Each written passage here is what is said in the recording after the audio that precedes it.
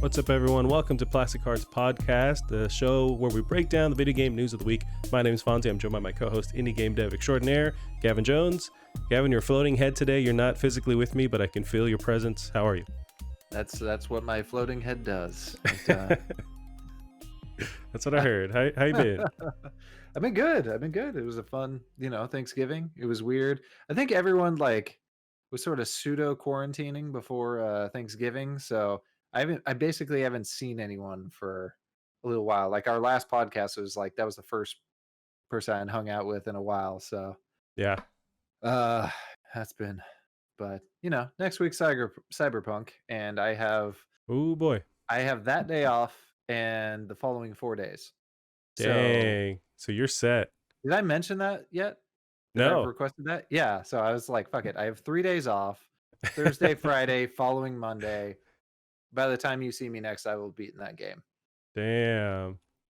Okay, then at some point, yeah, we should try and navigate, like, if we are going to take it seriously and, like, go different paths, which path you want to take out of the three, story things going on. But we'll figure that out. That's the thing. I didn't know. You seem to be leaning towards more one than the other, didn't you? I mean, that's the thing, though. Watching journalists who have played them, they said really all of them are interesting. I'm sure they are. Yeah. I don't know if I have a preference really. I think I do want to stay in the street. There's that street kid one, just because I want to start it off in Night City. I'm sure even if you're the nomad, you'll still quickly venture into Night City. But I just want to start it there. But the corpo part seems cool. Which one are you really leaning towards? I guess I hear Corpo's, it didn't call to me, but I hear it's pretty fun. And then again, that's the thing with all of these unique dialogue options. And I get the feeling as a street kid, because you're in the city, you're probably going to run into, I can't imagine you're interacting with corpo people that much. I can't imagine you're dealing with outsider people or whatever they're called. So I imagine street kid's probably going to have the most dialogue options out of the three. But I think they said it was like, God, what was it, like 6 hours, 8 hours to beat the prologue part, those three little bits, which Oh, that's okay. insane when you consider, like, I'm happy with an 8 hour paying $60 for an 8 hour game. Oh yeah, So the fact there's that gonna be so we're much replayability, so I think it's gonna be yeah, fine. I think that's my concern. So if you do want to go Street Kid, I'll probably go Outsider or Outlander or whatever. Um, Well, shoot, that's the thing. Yeah, we'll have to figure it out. But I do want to try Melee. That being said, because I have so much time, if Melee sucks, I'm gonna restart. I'm just gonna restart and I'll pick the other path. Interesting. As far as like dumping all your kind of points Mhm. into the whole melee stuff, you think you'll stop doing that and restart it, or Yeah. okay, If it's interesting. if it honestly, like, that's, and I love doing Melee, even though like Outer Wilds was not fun Melee. Like I still dump into it. Fallout 4 was fun Melee. But Right. yeah, if it's not fun, which people in previews have said, and these were older previews, but they said it wasn't super fun. So if it's not fun, I'm just gonna fucking restart. We'll still try and find a way to be different, but Yeah, it's interesting. it sounds like a long game.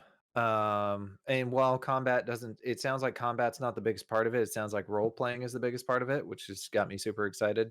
Um, yeah. But, Yeah, I'm really interested in at least from the trailers, the hacking part of it.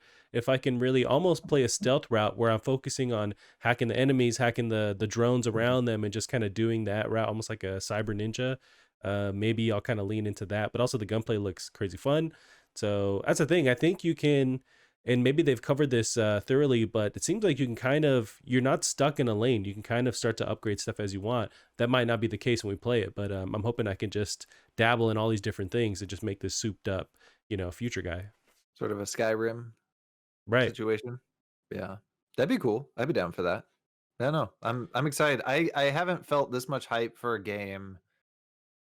I can't remember. Like, this is the game where people are upgrading their system. This is why people are buying new systems, not because it's built for new systems, but because it's going to play best on these new systems. I have Yeah. coworkers who aren't going to buy it because they don't have next gen. It'll work on current gen. It'll work on regular Xbox One, not what Yeah. Xbox One S, not Xbox whatever it is you have. The series. Uh Right. Right. yeah, it's gonna, yeah, or PlayStation. So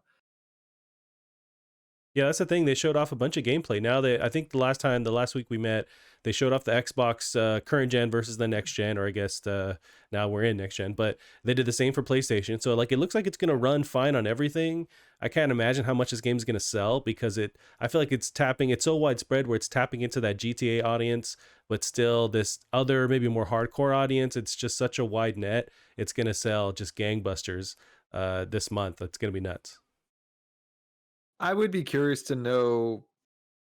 So I think it's great that it's built for, they basically said 9 different systems, and it Right. it really is. I would have be curious to see how this game would have been if it had been designed for an SSD from the start. And that's been the biggest Mm. thing. Like we both built new systems, and the biggest thing, like as far as these graphics, I don't think the graphical jump from last gen to this current gen is that significant.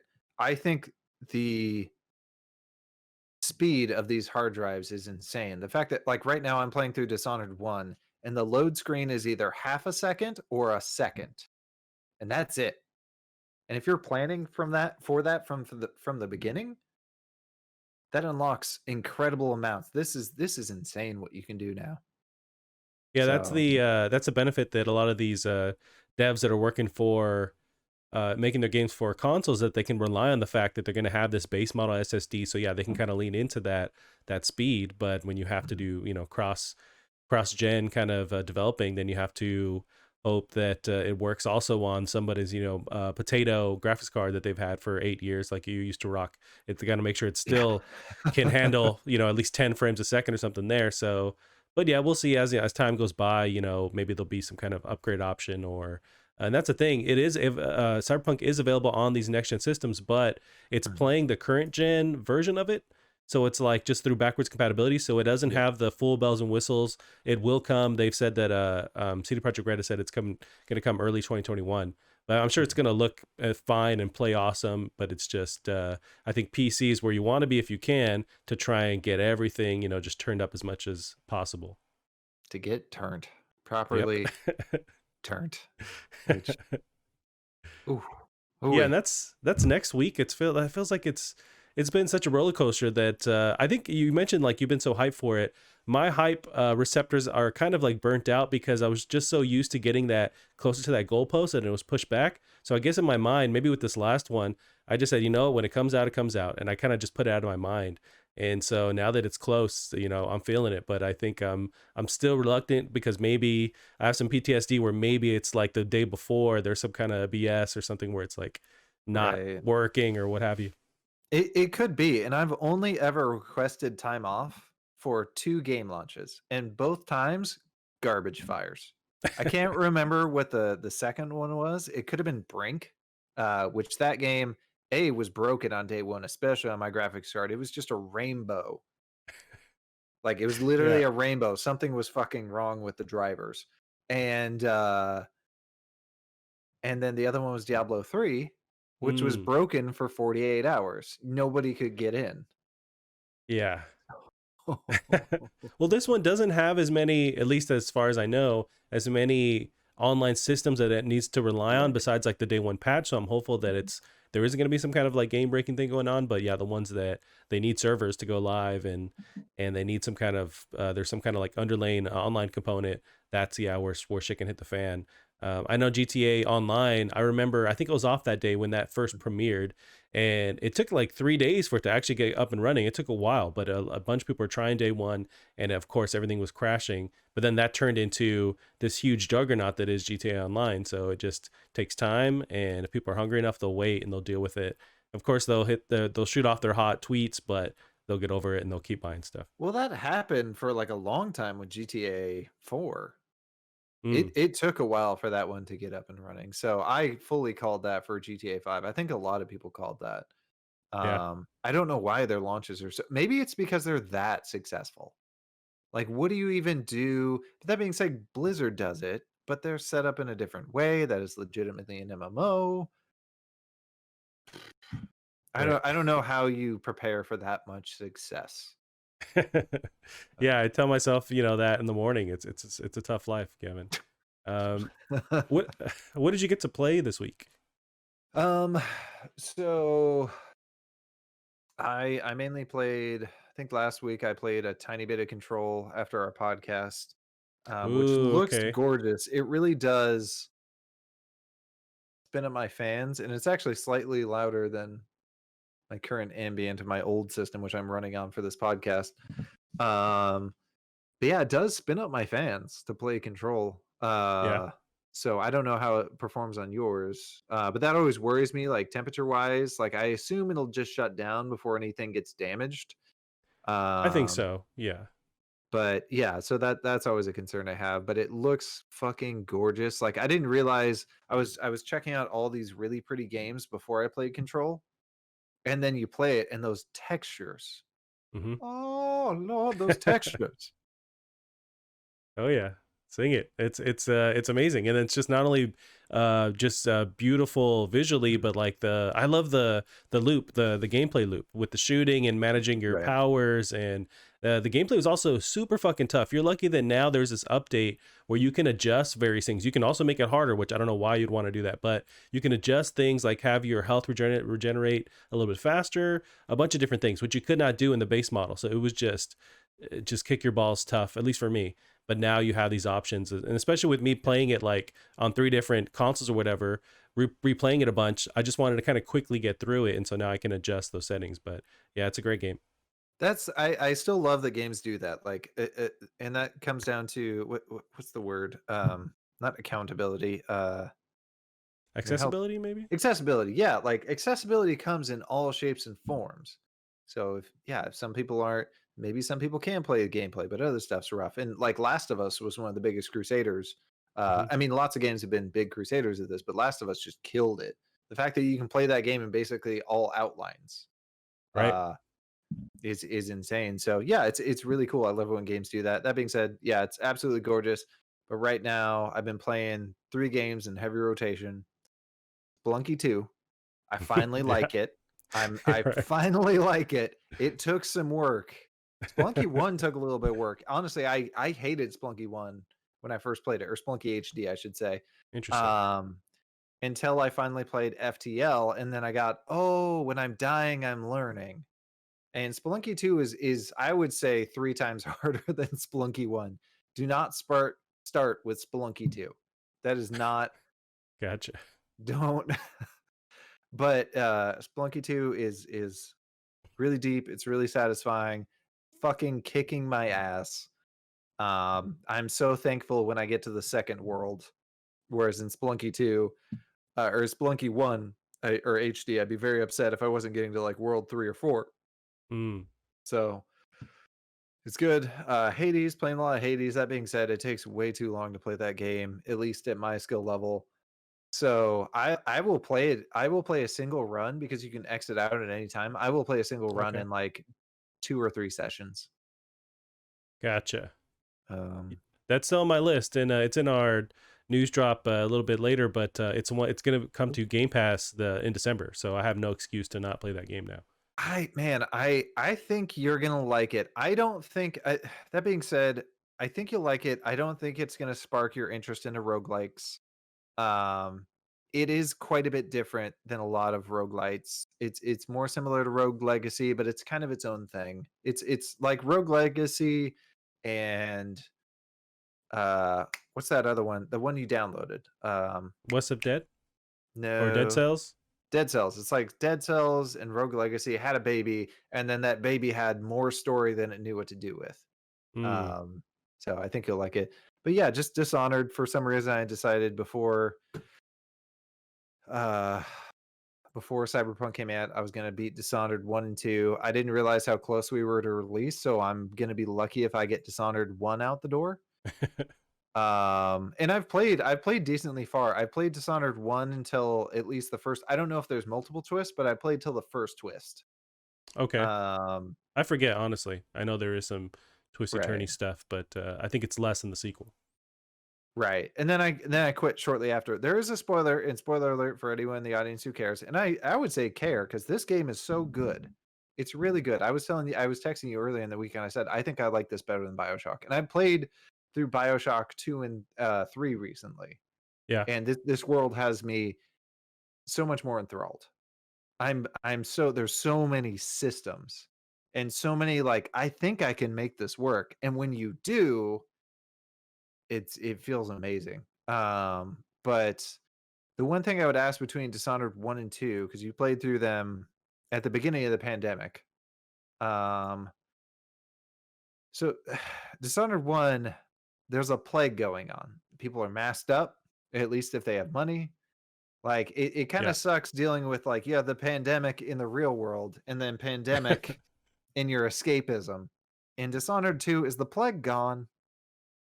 Good question. I know it takes place years after, but I don't know honestly. You know what? It might be because I think the in the first one the rats are a big system. You can kind of use them because they'll Yeah. somehow eat people alive or whatever as if you walk into them. And I don't think they're as much of a presence in the second one.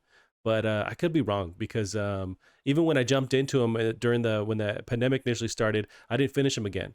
And so it's been a while since I Oh, like you spent didn't? hours. No, I just kind of jumped in and something else caught my interest. I can forget what it was, but Oh, I thought you um, told me you beat both of them. no. So I have beat them, but it's been Mhm. a while. So like it was when they initially released.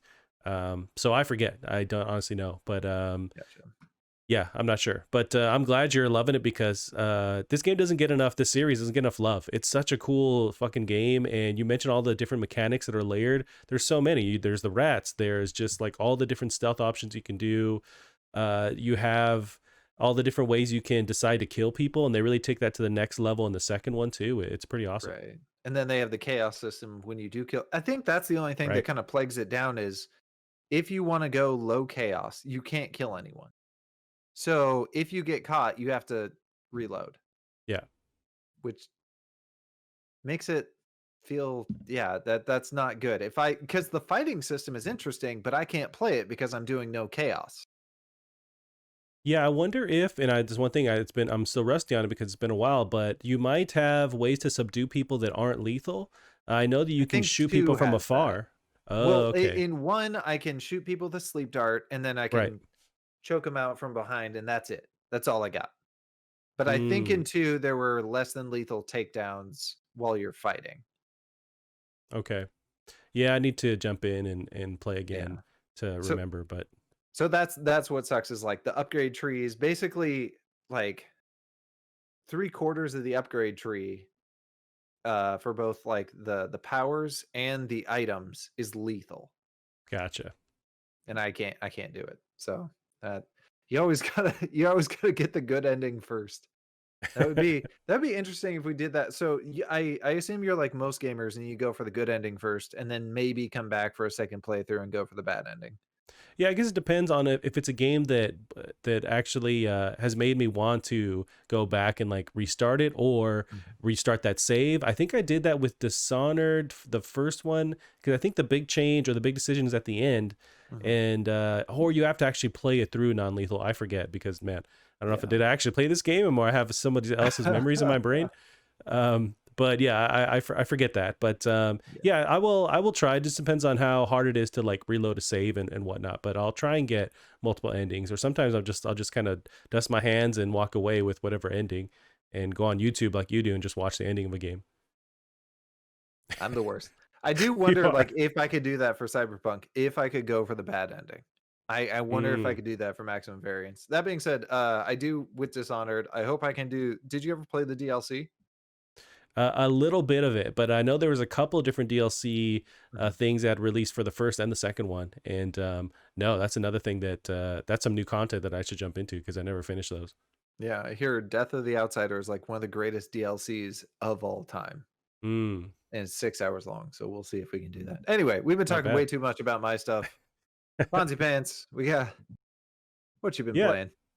So and I had a lot of time this week because I was sick and I wasn't sure what I had, and ends up I'm clear, don't have SARS or whatever. But I was able to use that time and kind of complete a lot of games that are on my backlog. One of Mhm. them was Spider-Man. I finished Spider-Man last week, but I wanted to Which platinum one? it. So sorry, the Miles Morales. So I was jumping into that, and I had this bug to actually platinum it, and I never really do that. I never really try to get all the achievements in a game, and this is one game that I wasn't that far off. So I said, you know what, I will do this. I have all this time now, and so I just really did not leave the couch for a couple of days now, and platinum it. And man, I love that game. The combat is so fun, and that's what keeps me coming back to it. Just like God of War, the recent one was 2018, 2016. That one was the gameplay is so awesome that it just keeps you wanting to play it, and so it's not really a chore to go and try and platinum or find these different achievements because the gameplay is just so the core of it's so fun. Playing that, finally just 100% completed it. Love that. And dipping into Tsushima. So I finally just like 30 minutes ago, finally rolled credits on Tsushima, and man, that game is Oh shit. insanely dope.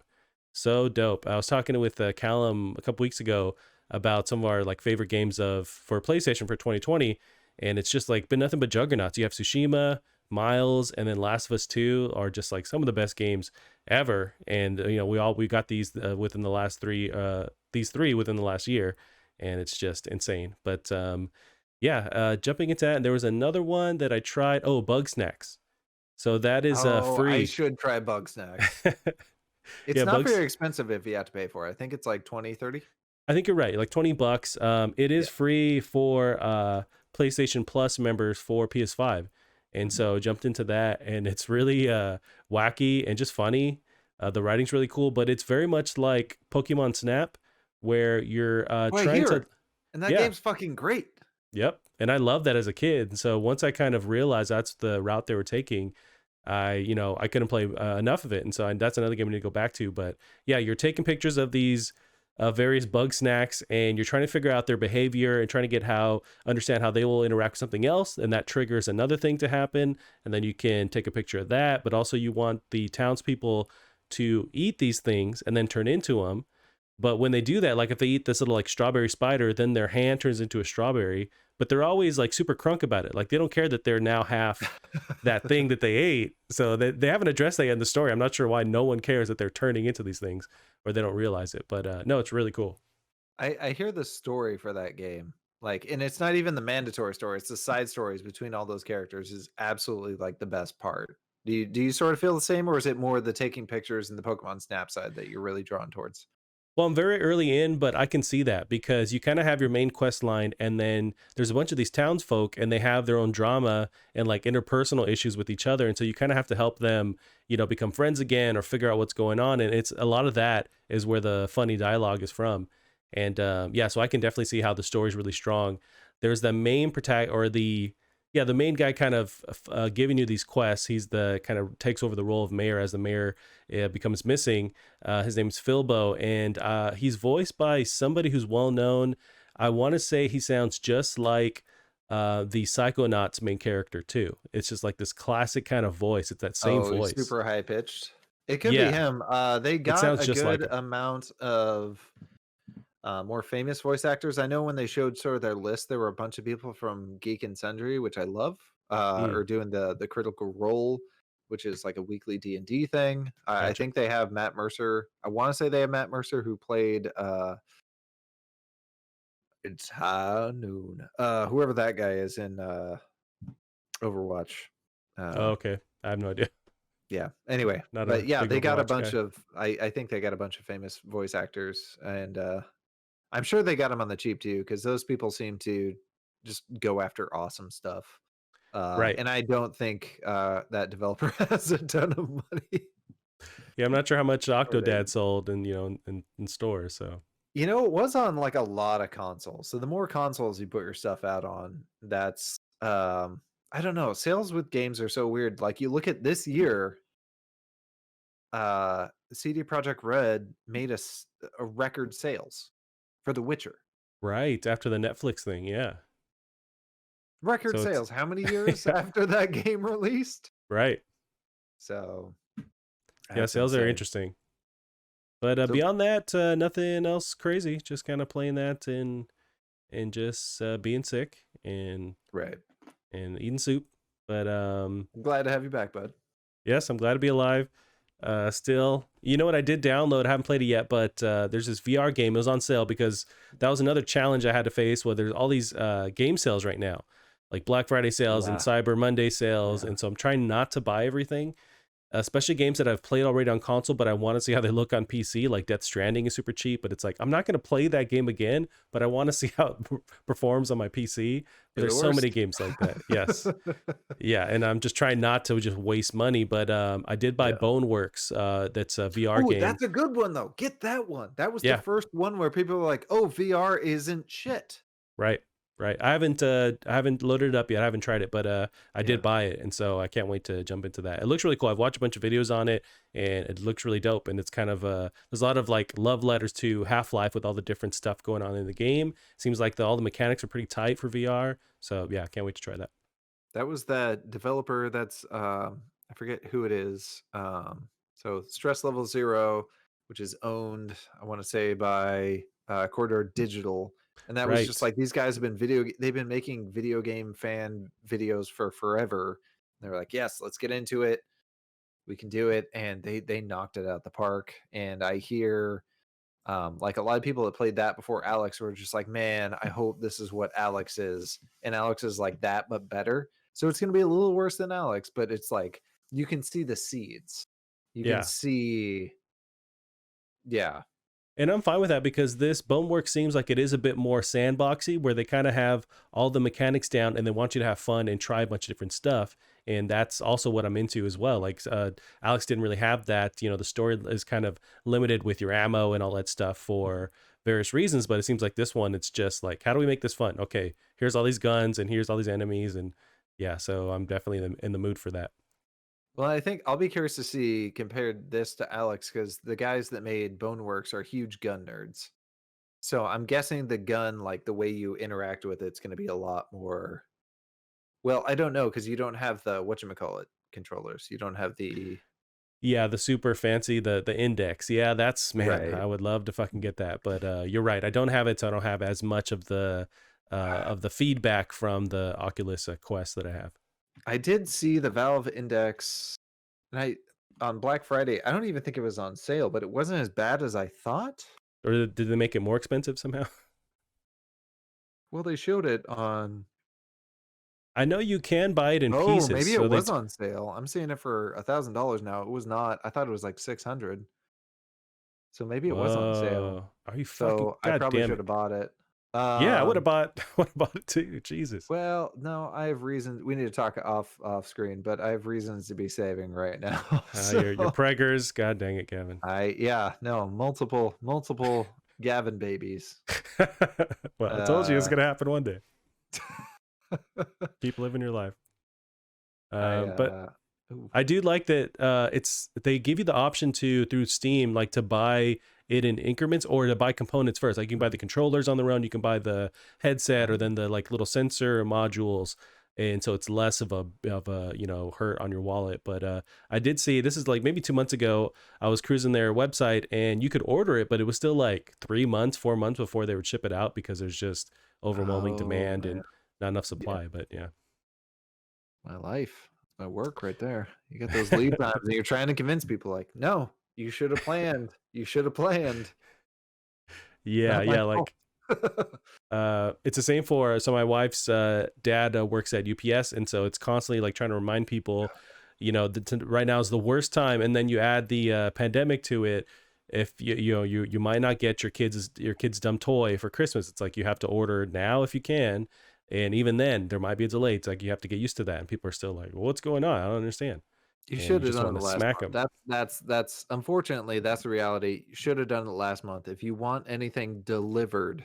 But Right. aside from that, look, we need to stop throwing money at Jeff Bezos. He'll be fine. Amazon's going to be fine. All these online retailers are going to be fine. Go out, find a small business that happened to scrounge this shit up. Yep. Yeah. My Megan showed me soapbox this. is randomly Right. showing up. I don't know. It's Gavin's soapbox of the week. Megan showed me a random TikTok or tweet or something, just saying like, hey, if you want to shop local, a lot of OnlyFans are pages that are within your town. So make sure and shop there, drop them some money, and just support a local business by contributing to a local OnlyFans. So that's how I'm going to do it this year. You know what? Can you search for? I don't think they want you to. I hope not. But they're just more in general saying like these are, they're, I guess, entrepreneurs, small businesses because they own their whole thing. So it's like contribute to them. as a way to help a small business, individual OnlyFans person. You might be able to just like not through OnlyFans system, but I know like Facebook keeps recommending to me like these like sexy cosplay people like Okay. in the area. And I'm like, Yeah. this is weird. This is weird. Could we not? Interesting. I don't know. I'll go drive by their house, but I'm not sure if I should do this. Right, I'll look through the right. window. Yeah. Well, Gavin, we got some news here we can go through. Not anything that's going to blow your hair back, but some stuff. We got the first one here. Console scalpers who claim 1,000 next gen consoles have orders canceled. This is Logan Planet of IGN. UK retailer Very has reportedly canceled 1,000 Xbox Series X orders, allegedly placed by Scalper Ring. Eurogamer reports the Scalper Group claimed this week that it had secured over 1,000 Xbox Series X consoles from a very well known online retailer. This scalping ring reportedly charges $30 a month to teach its members how to turn a profit in the resale market themselves. So the Okay. UK based, the actual not company, but like organization that does this. So they're called Crep Chief Notify. They have thousands of paid members. It's said to utilize bot software to circumvent online retail queues and automatically purchase sought after products as they come in stock. It recently rose to prominence after it boasted its members had obtained some 3,500 PS5 consoles to resell for profit. So that's this program that charges people to teach them how to become assholes online and make their own bots, use bots to get this. How do you feel about some justice being served by at least 1,000 of these orders being canceled? I mean, we really don't know the accuracy of all this. That's the tricky bit. I would love to know. It'd be nice to know if these people are sharing data. So, for example, like Best Buy is sharing it with. So that's actually a thing I learned in retail. A lot of people don't know that all the security guys and all the local stores talk to each other. So when somebody steals Mm. something at your local Safeway, uh, so for people who aren't in the Pacific Northwest, that's our local grocery store.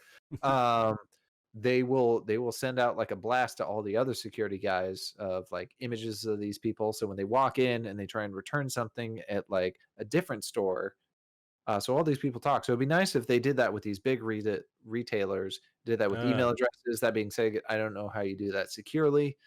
Um, that is an uh, interesting take. If there could be some kind of like overlaying infrastructure that would actually, yeah, communicate. So it's like if you have these random emails, they're trying to buy stuff. They're probably bots, but they actually can tell that to say a Walmart or Best Buy, so they can kind of keep it on the radar if they yeah, do really care about these scalpers. Because at the end of the day, these companies get paid, so maybe they don't care, but it's still a negative thing on their end dealing with customers who can't buy the thing. They have to go through eBay now to buy it. But right, um, right.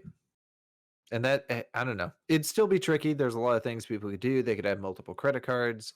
They could have multiple email addresses. right, There's so many ways to kind of get around it. But if they can do some sort of cross checking, these people have so much money. If nothing else, they should be doing captchas for right, these scalpable items, and they're not. And that's why these items were sold out as soon as they were listed. yep. Uh, which was my frustration when I woke up super early. For the AMD ones, right? For the AMD Yeah, cards. yeah. Yeah, it's going But to be tomorrow, the 3060 launch. We talked about that. It's going to be the same situation. Bot's going to be there, just hot and ready to take it all from everybody, and uh, it sucks. that being said, with the 6000 series with AMD, there like I almost could have gotten one because if you went on to AMD's website, they don't. It sounds like they don't normally sell these cards through their website, but they made an exception for the 6000. But Mm. the problem was their website, like when it was trying to launch, when it was trying to do that, it wasn't working properly. So I was seeing the same wrong page as a lot of people. So I wasn't refreshing it because why the fuck would I refresh it? It's sending me to a CPU, and then by the time it finally put the link for the GPU, it was gone. Oh, So, because I wasn't interesting. refreshing that, because why the fuck would I? They're not gonna sell it there. They don't sell it there. So, I see. So you actually, it could have been possible where you would have grabbed one. yeah, and Uh, people did. Like, real humans, non-scalpers got it. That's how they uh, got it, was through their website. So, gotcha. you have a Well, little I'll, faith. I ignored their Twitter. yeah.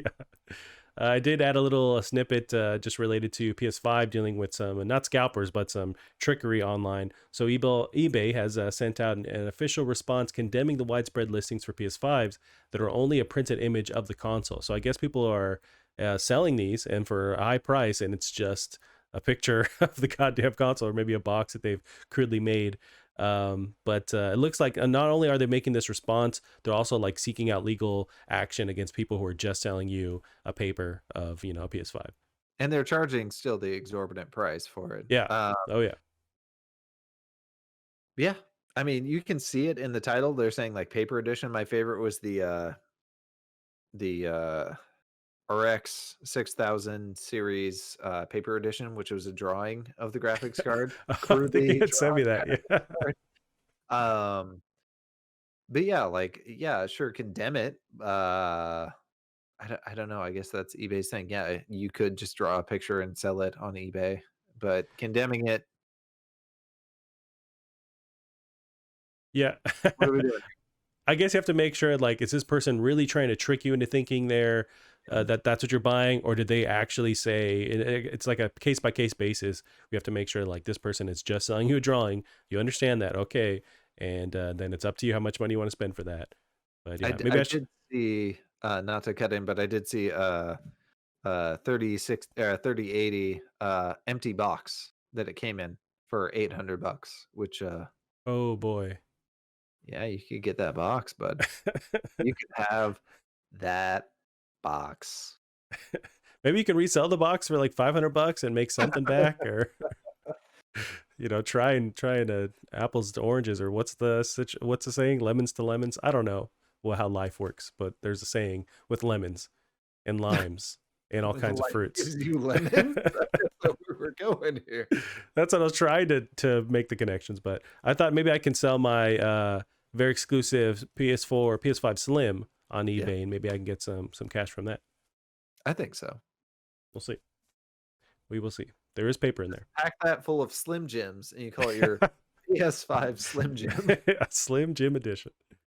Alrighty, Gavin. We got the next one here is Doom Eternal Switch. We got some news on it. Doom Eternal Switch is about 18 gigabytes, and with no physical release, good luck with space. This is Chris Carter of Destructoid. As a reminder, Bethesda canned the physical release of Doom Eternal on Switch at this juncture, the same Doom Eternal port that's due out in a few days on the eShop.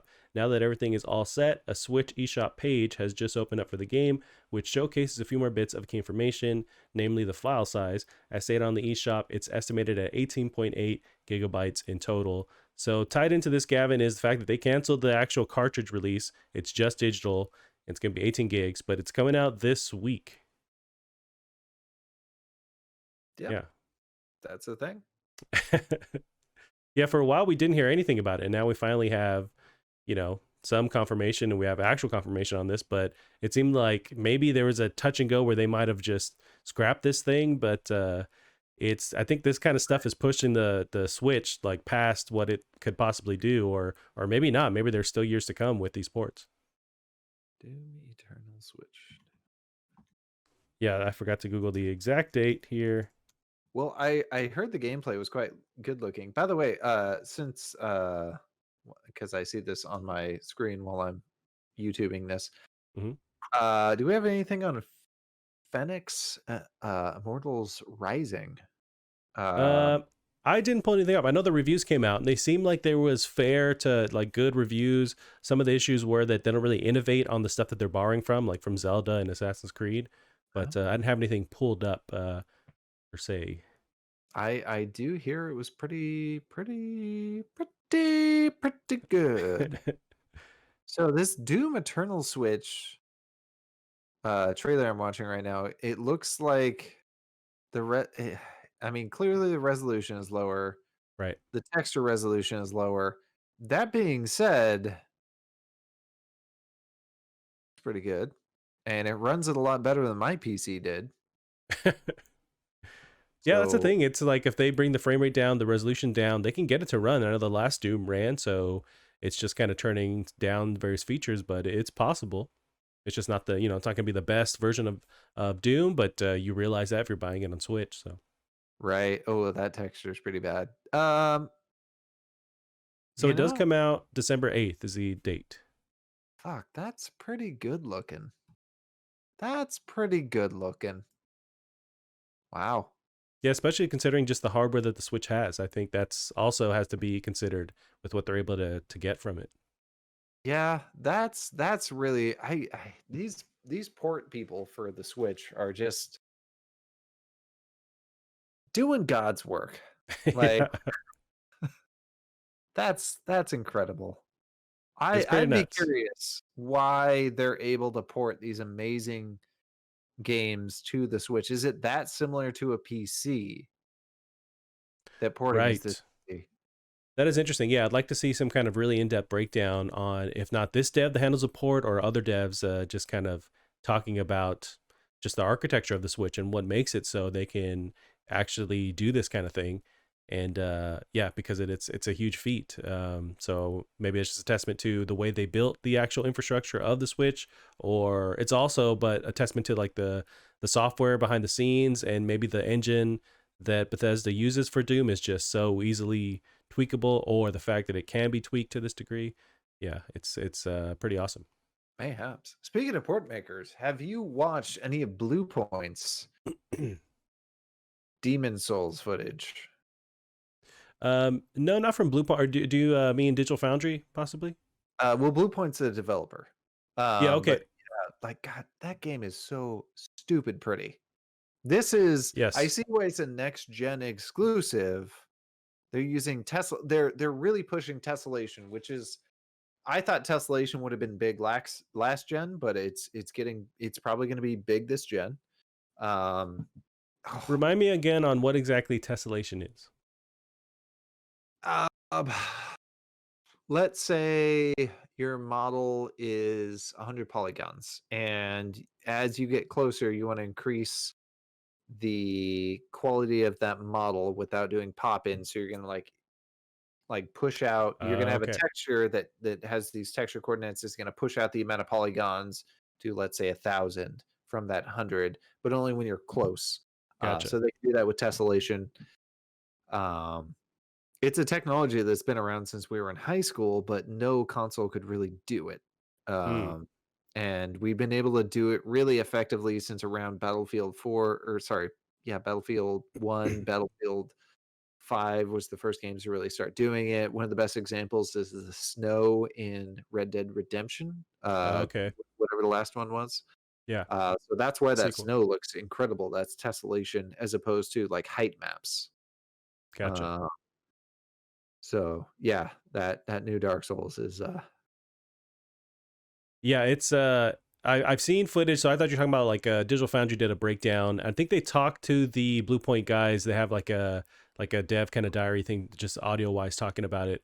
But it's a game where I know it's gonna be super duper hard, but it just looks so goddamn beautiful. It looks like a straight up, out of all these games that come out, that one looks so next gen to me, and I want to play it, but I know that I'm not going to get anywhere with that game. Although I have been hearing more positive stuff. There's various classes. Apparently, there's like a royal class that sort of. somehow makes it a bit not easier, but more approachable. There's like varying levels of ways you can tackle it. So that one seems like, okay, maybe I can take that route and actually play the game.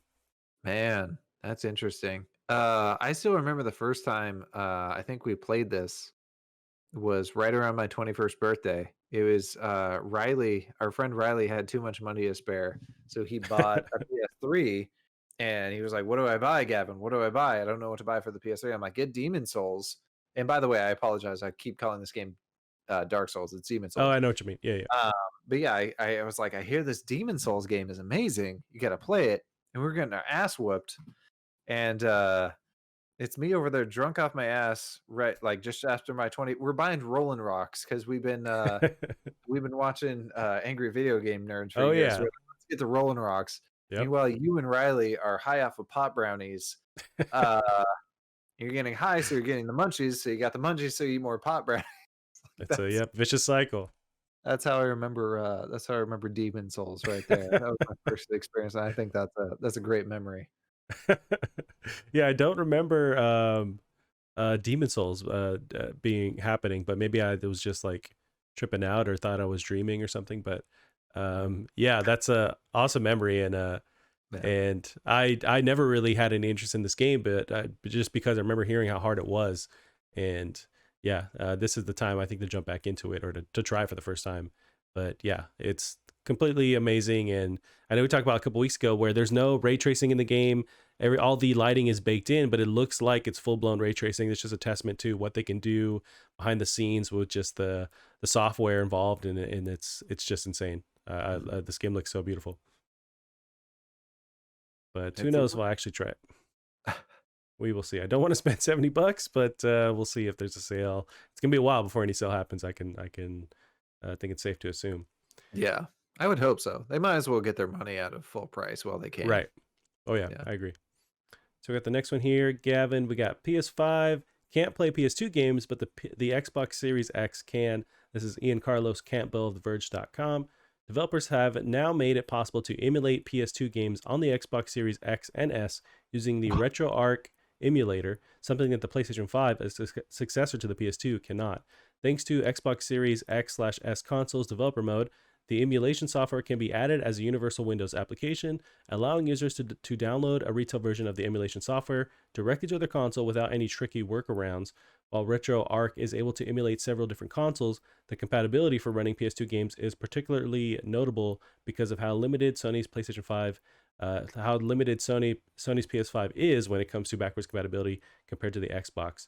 I don't know if you saw this making the rounds, Gavin, but they're using basically baked in, ways to run the game, the Xbox in developer mode, to download these emulator software to then run anything, and it can run PS2 games. That's gonna get shut down super quick, I feel like. So if you're gonna do this, take advantage of it now. Mm. That being said, like what else is gonna they said it runs So yeah, PS2 for sure. There's a really in depth video from the retro. Oh, I forget the actual name. So it's the Modern Vintage Gamer is a big YouTuber. So the actual video breakdown of how to do it is on that page. But it can run PlayStation games, PlayStation 2, Dreamcast, all the different cartridge based consoles, Nintendo 64. I think it all the way up to PS2, and that's where the limit is. I know there's like PSP, the DS is on there as well. oh wow. Um, I bet it can do GameCube too. Like that's gonna sure. be it could probably honestly because of how far behind Nintendo is, it can probably do Wii, although I don't know how you handle the motion controls, it could probably handle Wii U, like oof.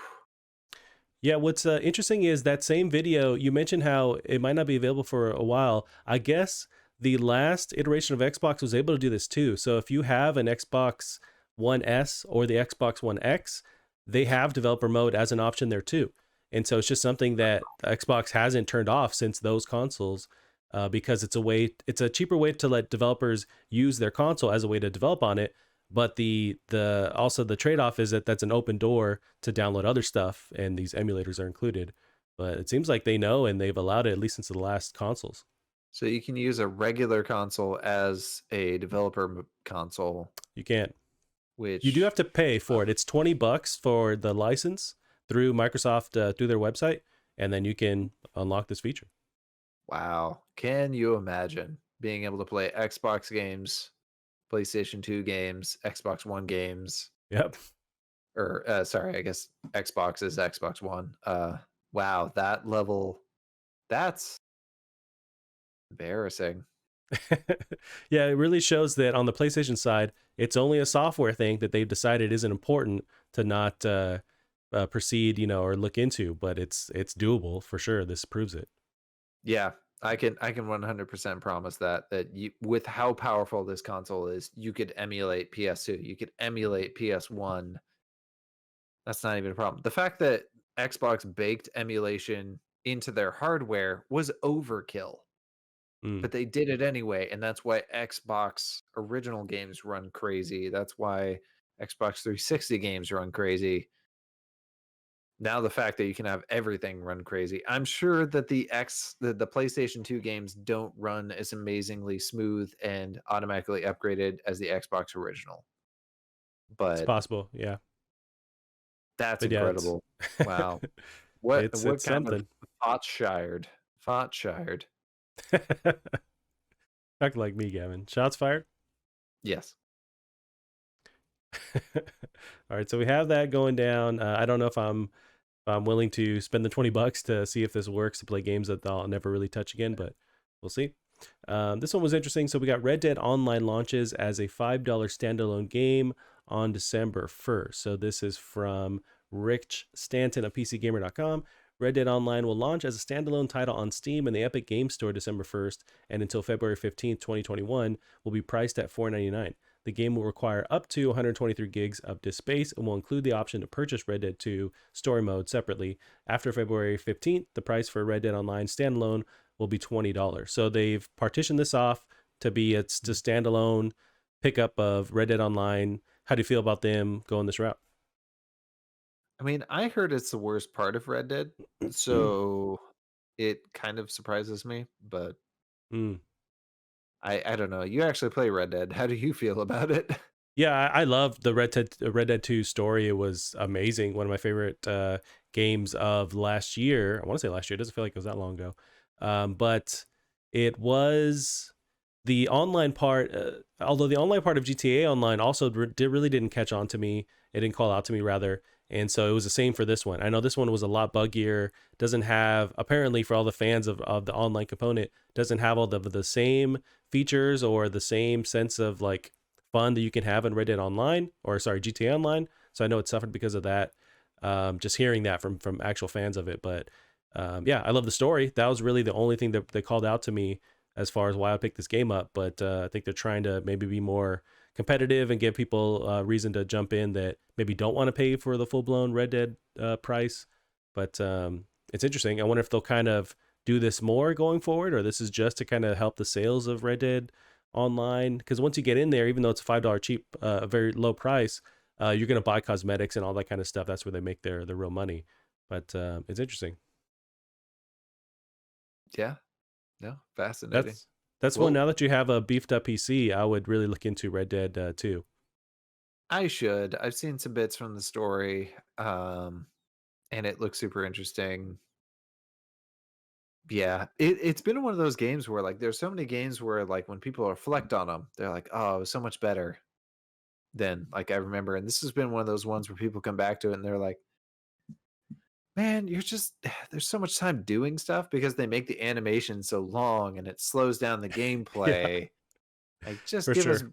just give us back our GTA where like switching between weapons, it just flips out what's in your hand, Yeah. um, and all these things." So No, I totally yeah, understand those issues because, yeah, like for swapping a gun out, you literally have to go back to your horse. And did you load that gun on your horse before you went out? If you didn't, you don't have that gun. And there's a lot of that kind of stuff. They're trying to be as realistic as they can, or like trying to keep you in that mindset of you're in this time period. But the downside is it's less of a game because you don't have those, those mechanics where it's just a bit easier to have fun. But so I totally understand those complaints, and I had those complaints playing the game. But man, no, it was still a crazy awesome experience. It's so long. There's so much you can do. I never finished everything, and I never will. But there's so much in that game, and it's just pretty nuts. Yeah. But I came to it late. I came to the first one late. I played it maybe 4 months before the sequel came out, and that first one is oh, fucking awesome. It's one of the best games I've ever played in my life. It's really, really, really, really good. And I think maybe I even like that one a little bit more than this because it was just fresh and didn't know what to expect. And this one, I knew I was gonna expect like just a top notch AAA game, and so it's just a weird kind of feeling. But yeah, that first one is really, really good. so Oh man. you would pick Red Dead Redemption over Red Dead. No, I didn't say that. Let's take it easy here. But it's I just feel one like of that's what you those. said. I'm backpedaling. It's just one of those things where because I experienced that one first, and it just was so special. And with this next one, I kind of knew it was gonna amaze me. So it's a weird feeling to have, but I just knew that it was gonna hit all these points, and it did. And with that first one, I didn't know what to expect, and it's also a little bit more on the video game side where it's just faster to swap through stuff and kind of jump into the action, and something about it just held on to me a little bit more than Red Dead 2. But Red Dead 2 is still amazing and insane. But yeah, it's just two things at the same time. Then basically, Gavin. Fair enough. Two. Fair enough.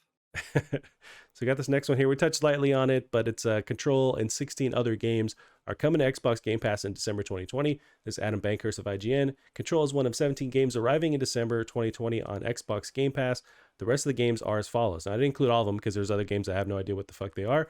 So the first big ones are Doom Eternal, coming to PC finally December 3rd. Haven, coming to Game Pass December 3rd. Rage 2, we got Call of the Sea, Super Hot Mind Control Delete, Ukulele, and The Impossible Lair, December 10th. You know what? I mentioned Hades. That one is not coming. I know I said that earlier, but I was thinking of Haven just because people keep Oh, talking about how okay. Haven is awesome, and I swapped those out. But Haven is coming, and I have no idea of the gameplay. I just keep hearing that that's an awesome game. But yeah, finally get Doom Eternal. You were able to wait and didn't buy it, right? So you'll be able to play this very soon on PC. Right. So what happened? I bought it on PC. My PC couldn't run it. So I ended up getting it returned because it was very obvious. I couldn't get past the first. So after you beat the first mission, there was like a hub, and it would just keep crashing in the hub. Oh, Um, gotcha. but um, Yeah, and it's 17 games, and these are the top ones that I picked up, but there's a ton. The fact that they're still getting these awesome lineups every month. It's really just PlayStation has no response, and maybe they're just going to find a completely different route, but they have no yeah. response for the amount of games that arrive to Game Pass every month. So there's definitely some ones I hear. Like I was reading through comments on this, and there's some people were way more excited about.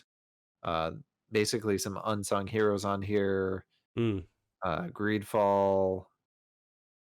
What was the other one? Yeah, when I read Dragon Quest, Greedfall, whatever number that is. uh, So some really good stuff in here. yeah, Will yeah, get and on I'm sure them. they're That Go ahead.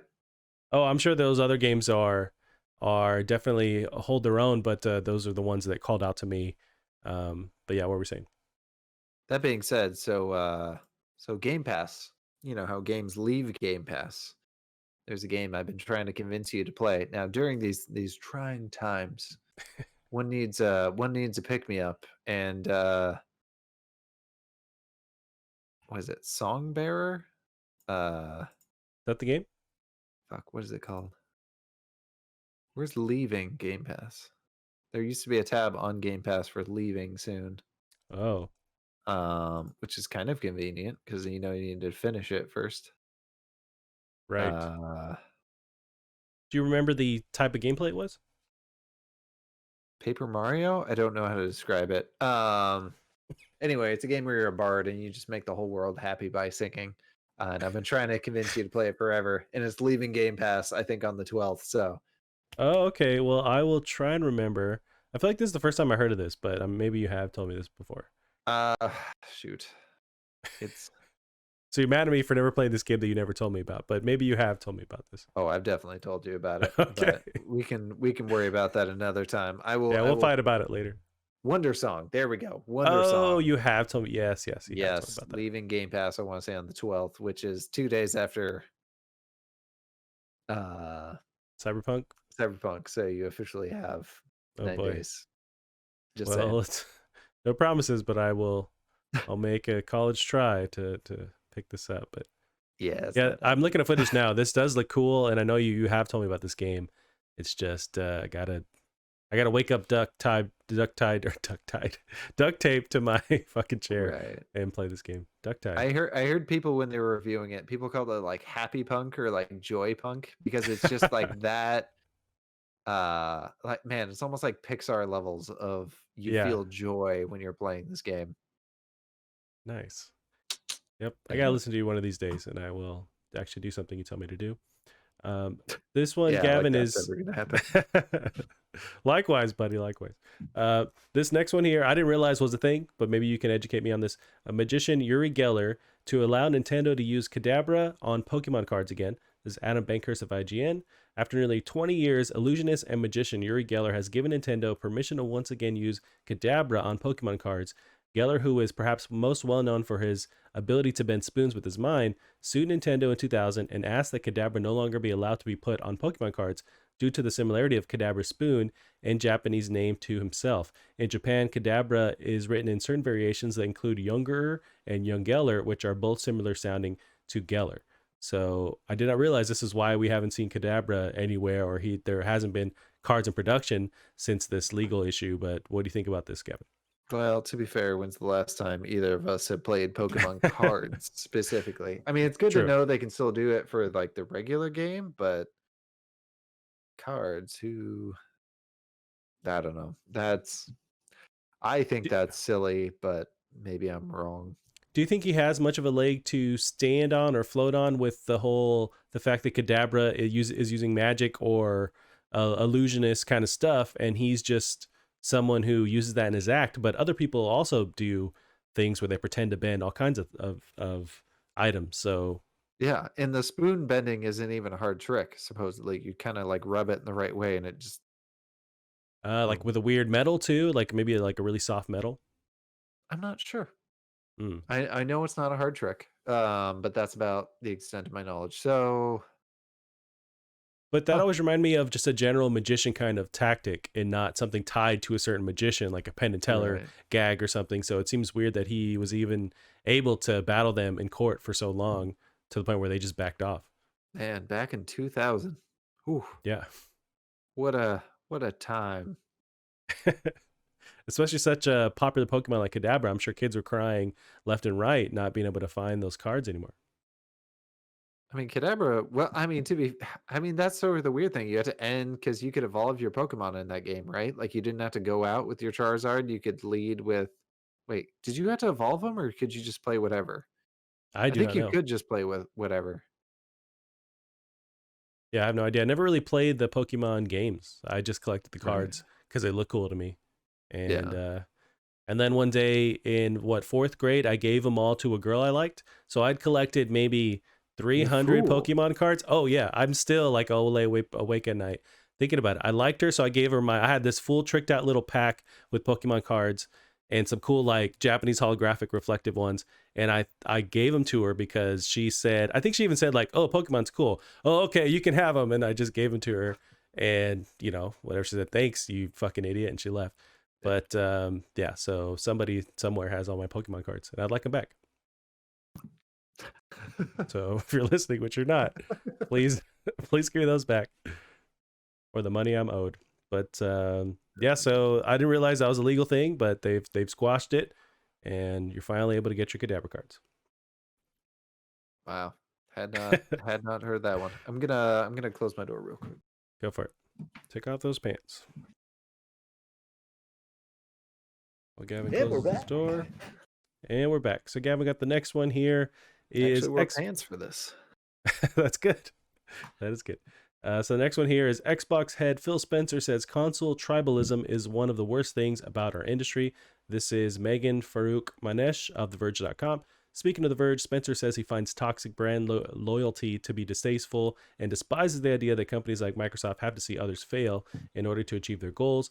That tribalism in the industry, if there was anything that would ever drive me out of the industry, it's actually that, Spencer says. When a team releases something into the market for the world to tear apart on the internet, it's just such a brave thing for them to do. I'm never going to vote against any creative team or any product team to do poorly because I have a competitive product. It's not in me. I don't think it helps us in the long run in the industry. Do you agree with this, Gavin? Do you disagree? What do you think about these remarks? I mean, it's tricky because Microsoft has, you know, they have a whole deck full of aces up their sleeve. Mm. If not, their operating system, Microsoft Word, Microsoft Office, which even Mac users tend to use. These whole suites of products. Not to mention Microsoft Edge. Oh yeah, I'll that's use. my Uh, go-to choice. Microsoft is also a huge real estate company, which a lot of people don't realize. But you go around Seattle, see how many of these buildings say Microsoft on it. That's not a building full of Microsoft employees. That they just own that building.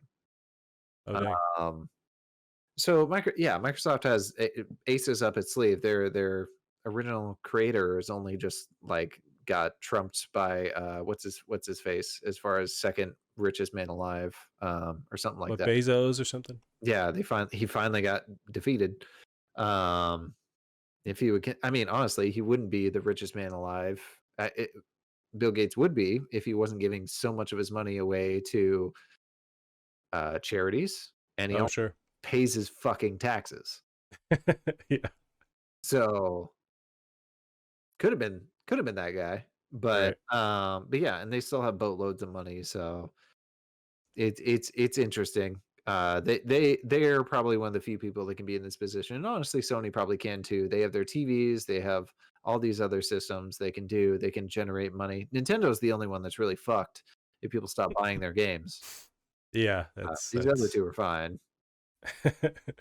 yeah, and although even without the success of Xbox, like they've had some recent success, I would say, in the past, 2-3 years, where they've really turned that ship around, and a lot of it's due to Spencer taking charge. But they kind of decided that they were going to play nice with everybody, kind of squash these reasons for having only an Xbox versus another console, which I always thought was kind of frustrating. But in the long run, just makes them more of a consumer friendly company, where you have, like, say, Minecraft, they own that, but then Minecraft's on everything. And so they have these properties that they still allow to be played on other consoles, or you can do xCloud on your phone.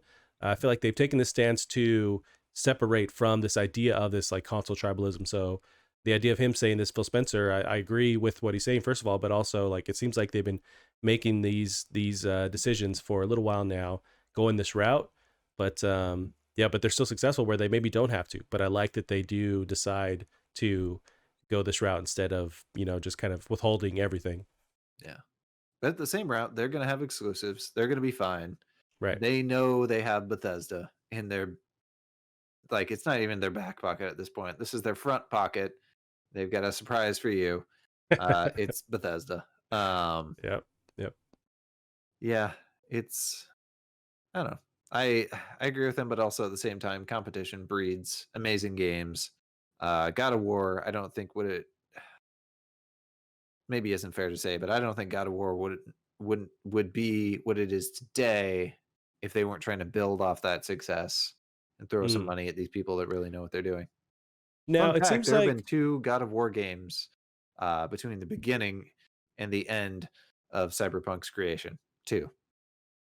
you're right. So there's the one recently, and what, just the scrap one before that, or Yeah. another to market? Oh, okay, There wa gotcha. there was a list of companies that put out, like, 2 full AAA games in the time that CD Yeah, Projekt Red put out for Cyberpunk sure. 2020.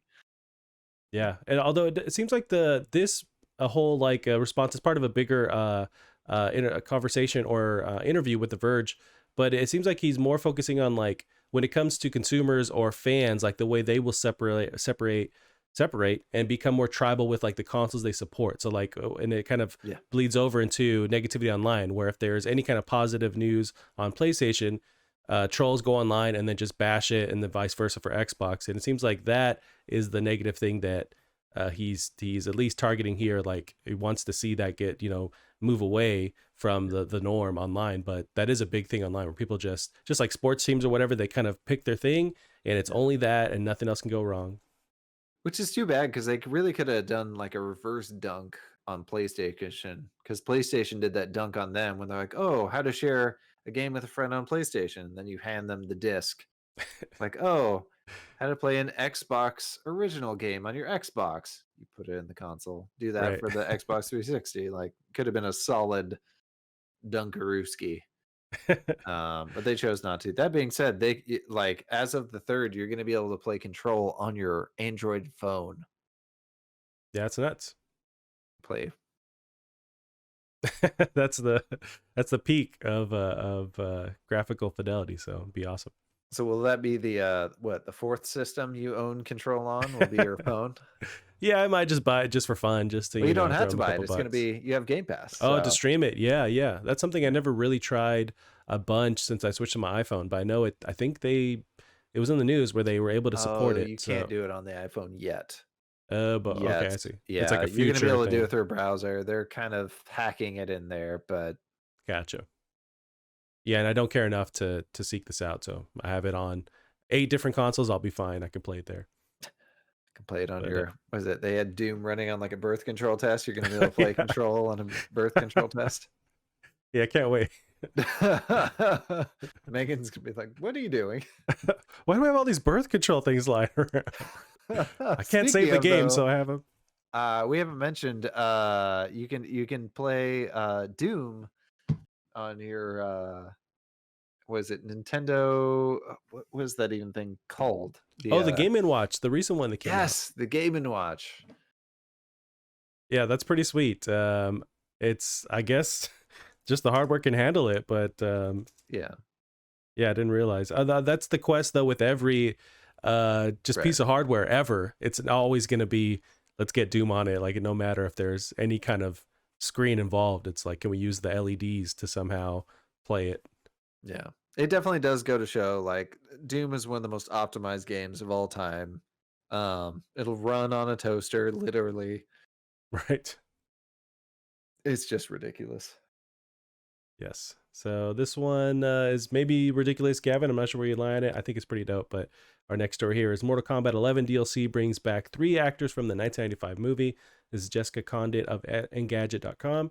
The classic MK movie skin pack is available today as an add-on for Mortal Kombat 11. It costs $6 across all platforms, and so it has the likeness of all three main characters from the actual film. We have Christopher Lambert as Protector of Earthrealm Raiden, Lyndon Ashby as Hollywood combatant Johnny Cage, and Bridget Wilson Sampras as island-bound Sonya Blade. They all provided new voice lines as well.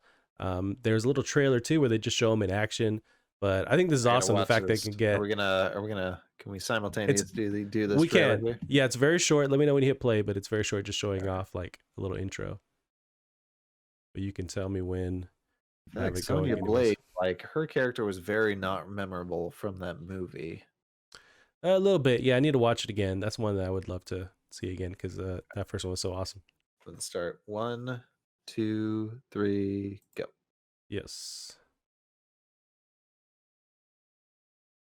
It'd be nice if they got Goro back in there too. They have Goro in the game, but like that older, like puppeteered looking version of Goro Right. would be dope. I wasn't thinking of Sonya Blade. Okay, that does look good. I was thinking of Katana. Yeah, Sonya looks Oh, good. you know what? Sonya Blade is the teacher in Billy Madison. She's the hot teacher. Oh, is it? Oh, Yeah. that's funny. I haven't seen that movie in so the only line I know from that movie anymore is like the whole "We are dumber for having heard your answer" or something like that. You know what? It does it. It holds up. It's not actually that bad. It's actually pretty hilarious. There isn't anything like questionable as far as like up to date, comedy goes. But yeah, it's just silly and weird. It's really just Adam Sandler at his finest. Sonya Blade looks like adult Millie Bobby Brown with like blonde hair and that Interesting. yeah, in the face. This Oh, is you're right. Johnny Cage doesn't super look like that guy. He definitely has the same outfit. Raiden looks good. The main thing about Raiden is you got to have that guy's weird fucking acting voicing this thing because he does it in Yeah, such a weird way. he was Highlander, right? Yeah, he was Highlander, and he can't act in either. Oh But God, dang, at least calm his down. cheesiness like worked well with Mortal Kombat. Right. Yeah. Yeah, and the same with the you mentioned Johnny Cage. Yeah, I haven't seen this guy in anything else, but he very much is this guy. Yeah. But yeah, they hopefully in the future they can release more. But then I think about it like, what are other memorable characters from that movie that need to be transferred? And I really think that's it. I mean, who else like stood out? I think they did get one of the guys to come back in the last game. Mhm. Oh, he plays like the guy who actually runs the Mortal Kombat It's tournament. this game. They got him. They Yeah, show him there you at the go. end. Right. Shang Tsung. Yeah, and So it's the they got actual actor, him. right? I'd say he, out of everyone, he was the most important to bring in. That was the Yeah, most iconic. I think you're right. Even Johnny Cage, or not Johnny Cage, but Luke Cage, who's the main guy? Yeah, it's Johnny Cage. I want to say. No, no, Johnny Cage is the American. It's Oh, okay. I'm thinking of Johnny Cage, but is there somebody else with a cage? Nicholas Cage, or what is there another Cage character? Liu Kang. There we go. Liu Kang. Like Oh, Liu his Kang. Yeah, yeah. acting was not particularly memorable for that character. Gotcha. Yeah. I see. Well, Gavin, you shit on all these actors. We can transition out of Yeah, here. like I know what I'm talking about. Well, that's it. All I got for you this week, Gavin. We've gone over our time here. Where can they find you on the interwebs? You can find me on Twitter at Drunk Devs. Awesome. You can find us as well on Twitter at Plastic Art Pod. That is it for us this week. We'll see you guys next week. Bye bye.